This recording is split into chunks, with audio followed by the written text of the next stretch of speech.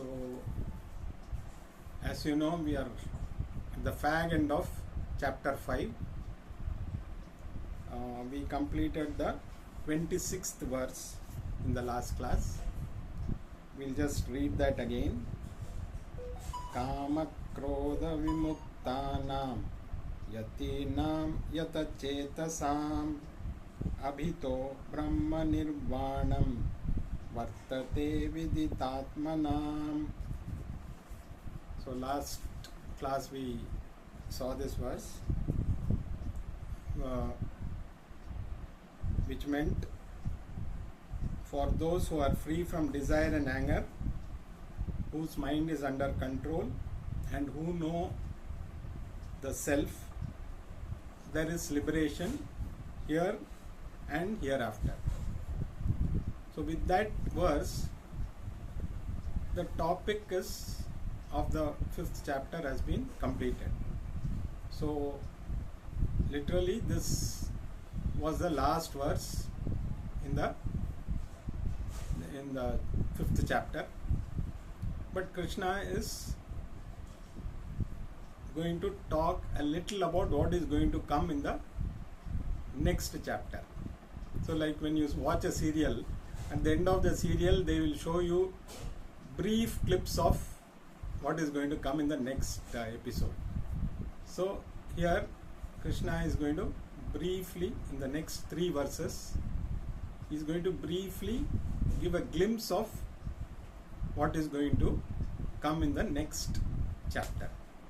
So the next 3 verses are about meditation, because the next chapter is Dhyana Yoga, which is on meditation.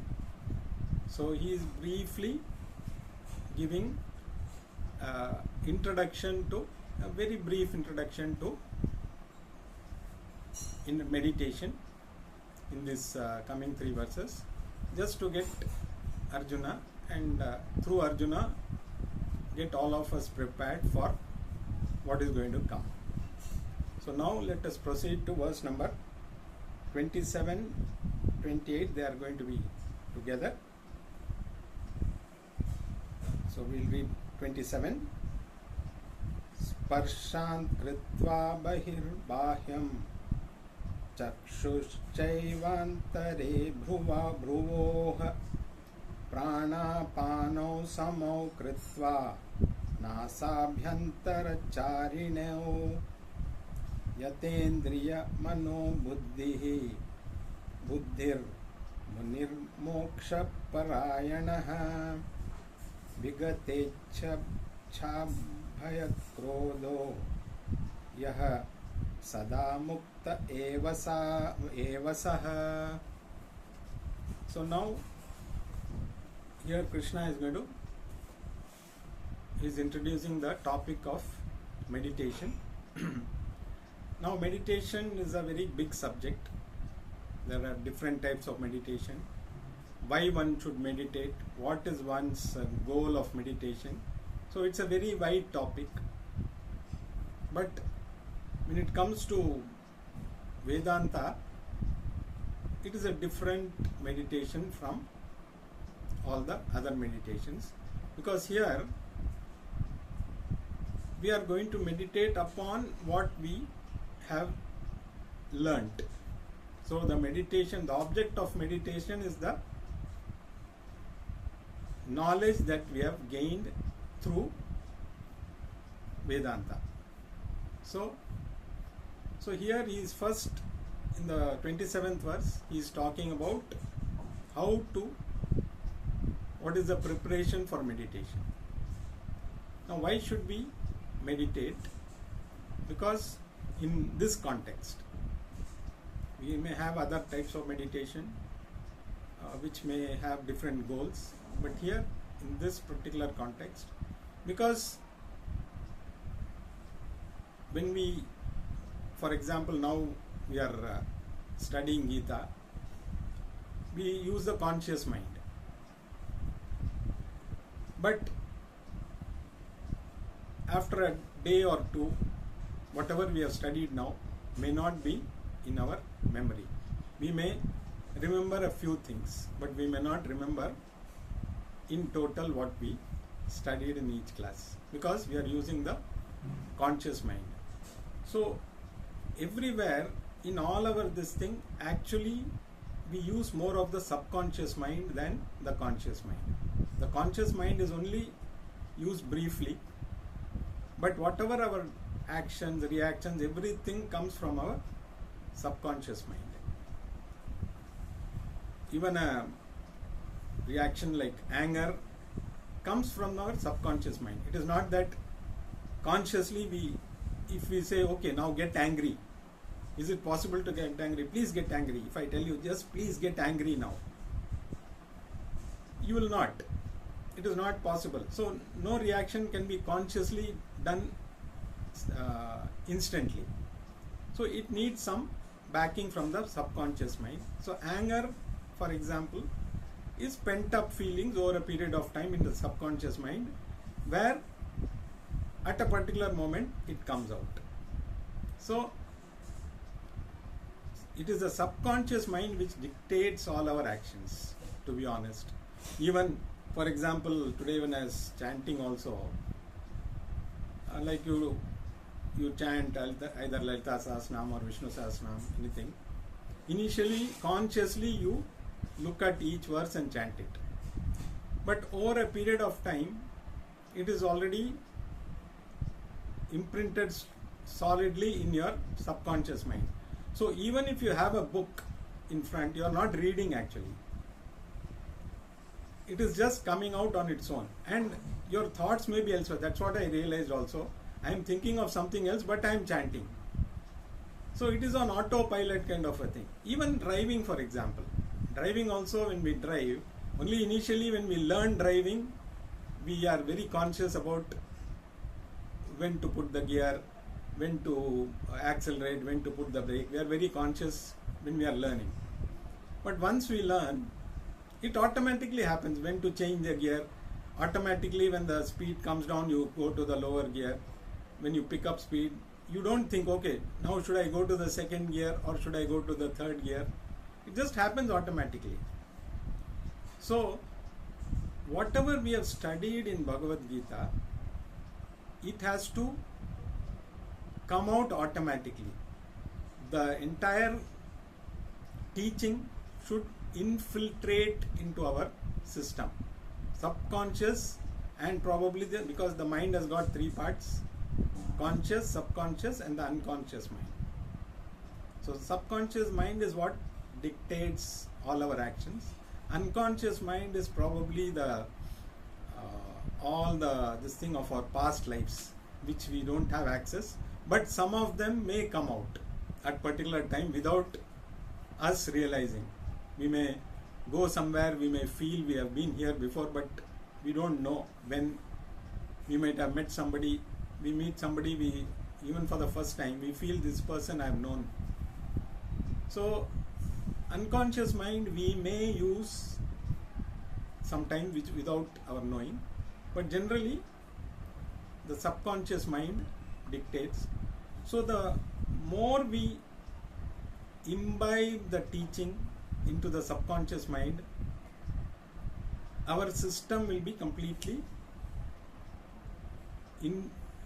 absorbed of this teaching. So at any point, so ultimately the teaching should reflect in our actions.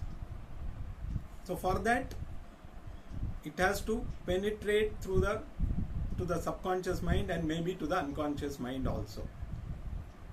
So now, how to do it is what Krishna is telling, how to meditate. So what is the procedure? So first he says,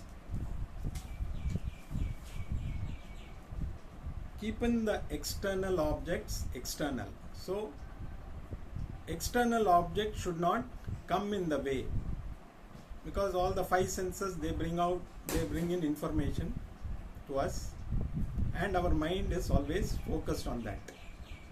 So keeping the external objects away and keeping the eyes between the eyebrows. So basically means focusing on the Between the eyebrows means keeping your eyes closed and just focusing on one point and regulating your breathing.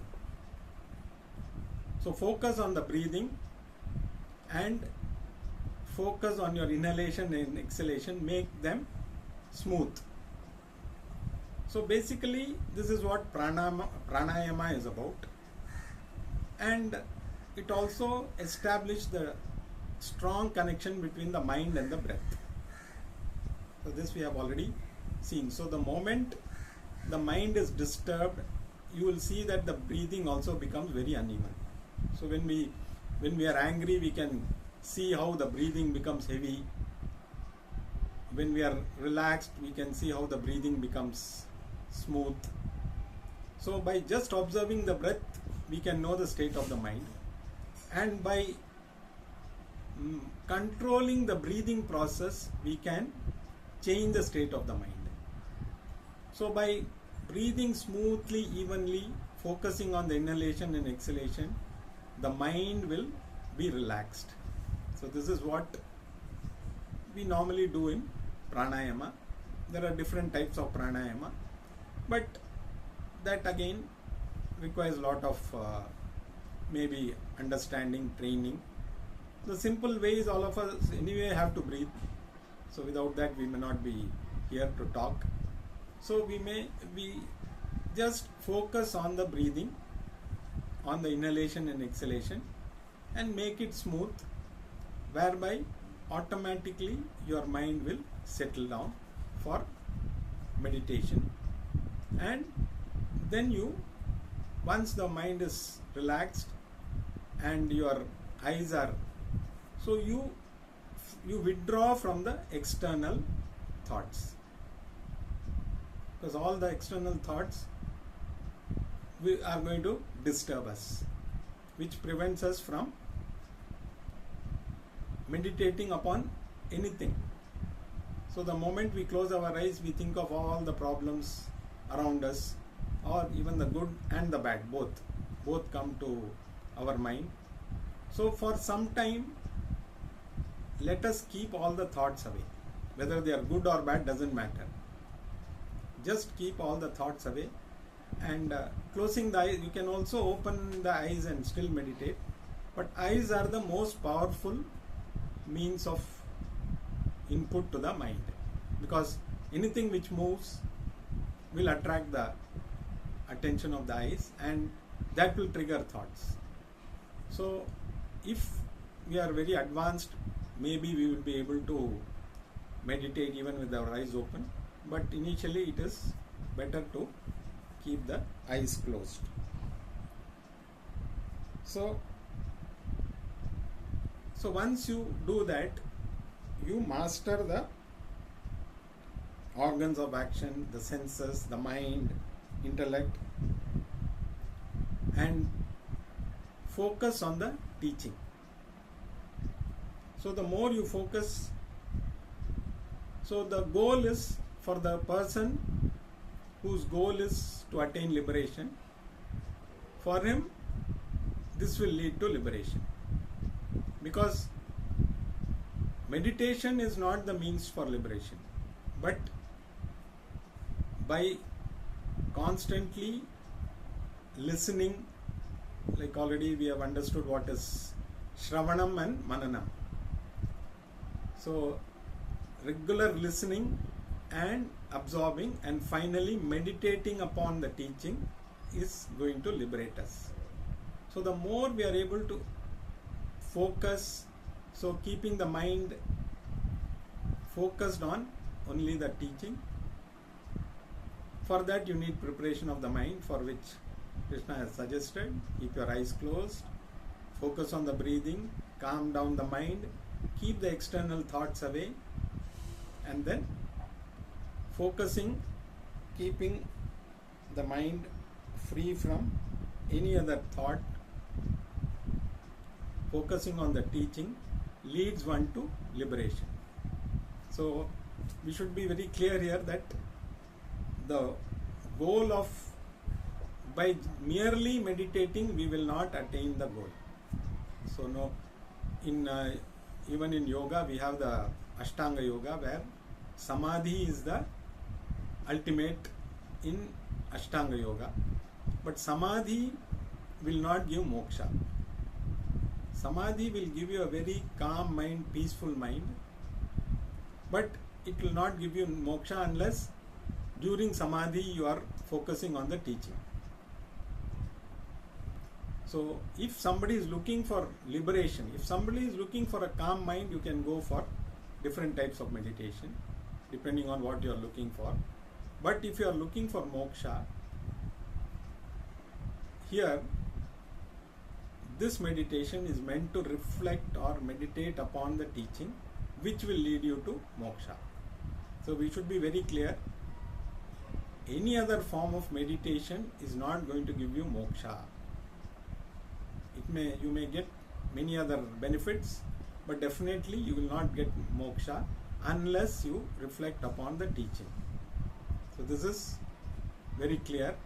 So Krishna says, focus. So the whole idea of meditation, or nitidhyasanam as we call it, is to first listen, imbibe, then meditate upon that teaching.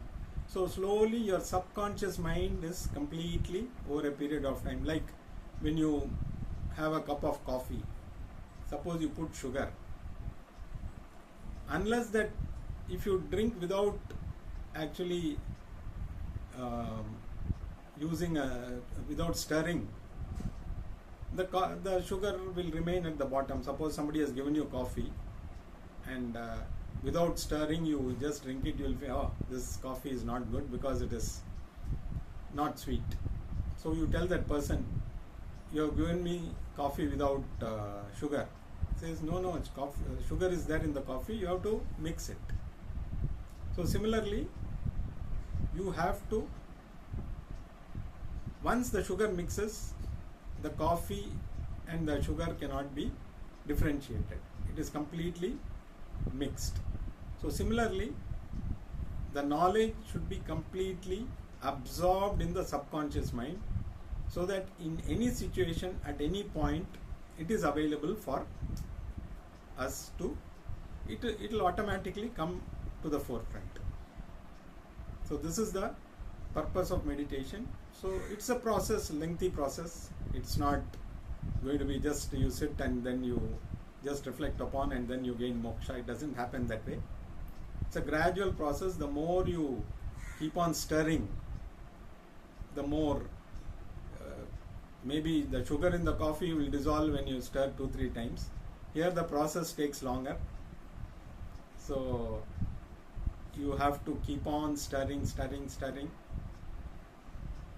absorb that knowledge, so that your entire subconscious mind is completely filled with that knowledge, so that at the conscious level also it automatically dictates your action.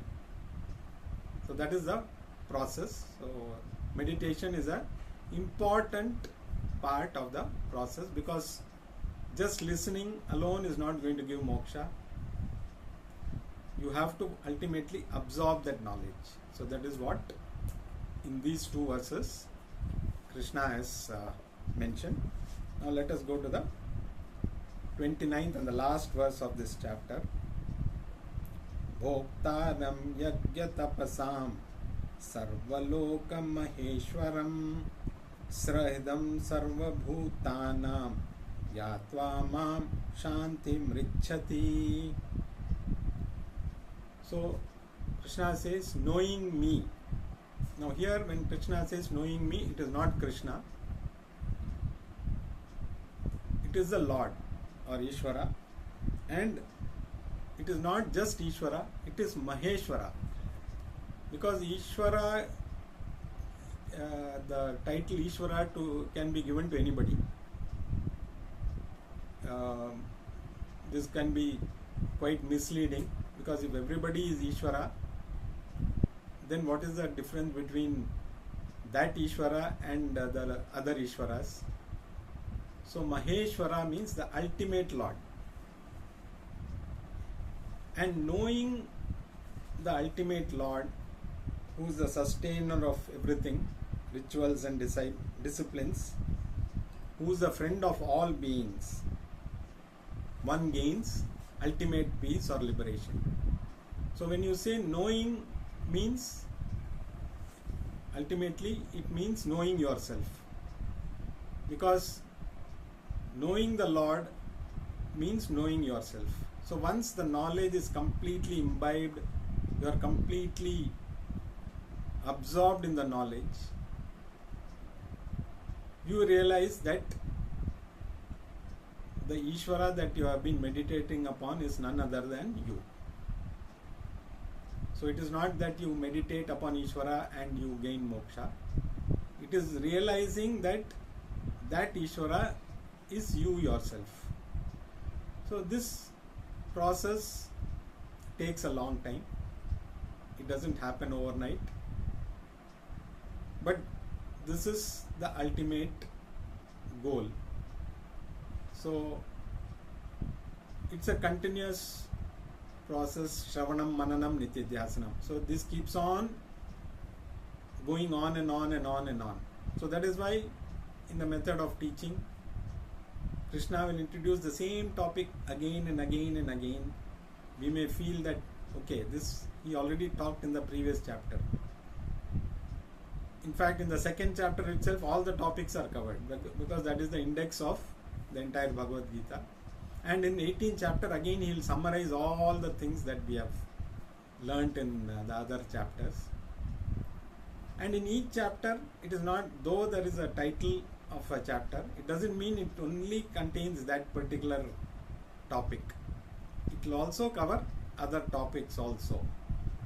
And in each chapter, again, towards the end, he will again summarize everything.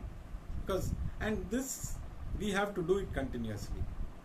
Because the churning process, the more and more we stir the sugar in the coffee or the knowledge in the subconscious mind,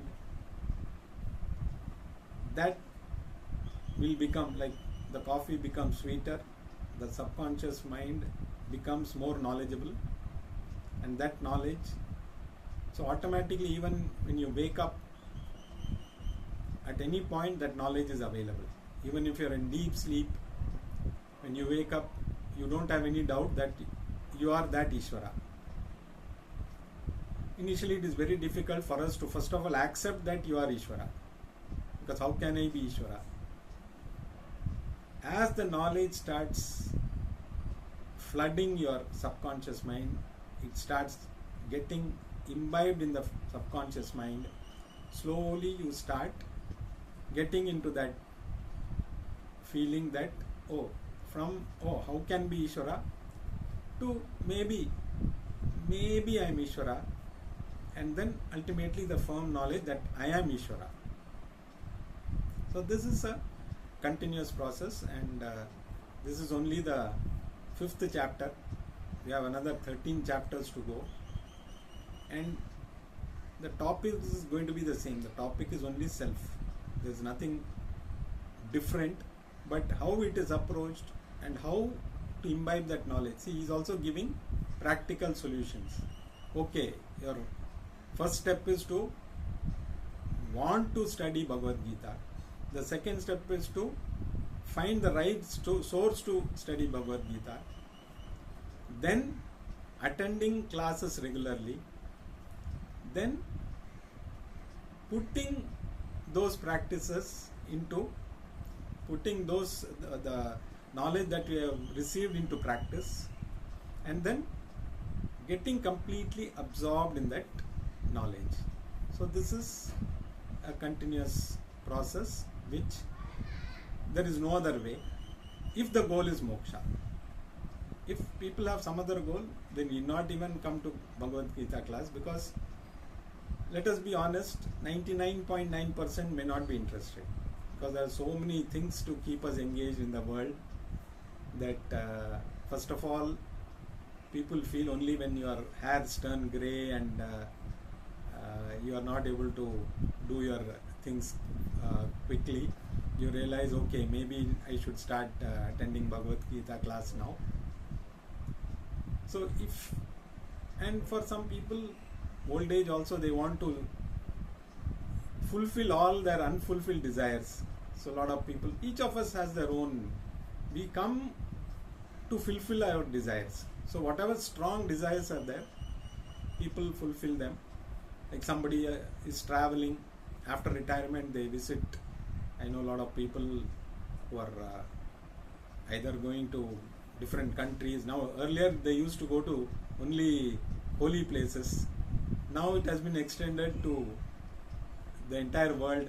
So now people see more of outside world than what they see in India. And each one comes with their own desires. Some people after retirement, some of the hobbies which they could not do, they start maybe learning music, maybe learning painting. So I know a lot of people who have done that.